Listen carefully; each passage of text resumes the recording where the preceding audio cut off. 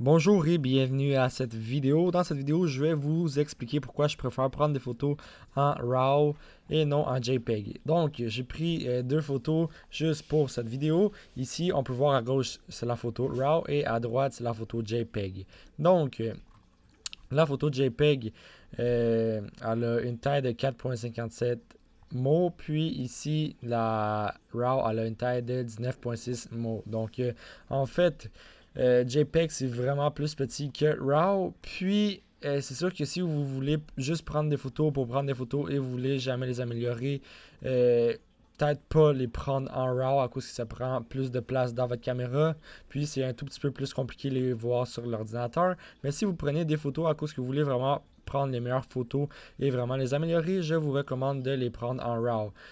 Donc la taille est un peu plus grande, c'est sûr que ça va prendre un peu plus de place dans votre caméra, mais la taille est plus grande pour en fait donner plus de données à la photo. Donc la JPEG elle a moins de données et la RAW elle a plus de données. Donc un petit exemple, si vous prenez la JPEG et vous la glissez dans votre Photoshop, il n'y aura aucune fenêtre qui va apparaître. Il faudra faire des modifications manuellement ici avec le contraste, les niveaux, l'exposure.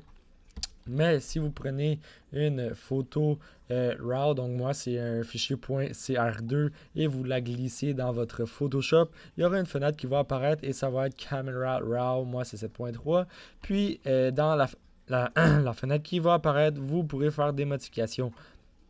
Donc, ici, vous pouvez par exemple changer la température. Par exemple, vous aviez une mauvaise température lorsque vous avez pris votre photo.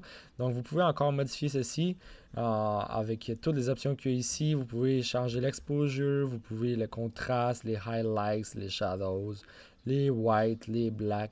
Puis, il y a encore beaucoup d'autres paramètres à jouer avec. Quand vous avez fait toutes les modifications de votre photo RAW, vous pouvez encore aller dans Save Image. Vous pouvez encore l'ouvrir dans Open Image pour l'ouvrir dans votre Photoshop et rajouter d'autres effets qui ne sont pas nécessairement ici. Mais sinon, vous pouvez saver votre image en JPEG, DNG, JPG, TIF, Photoshop.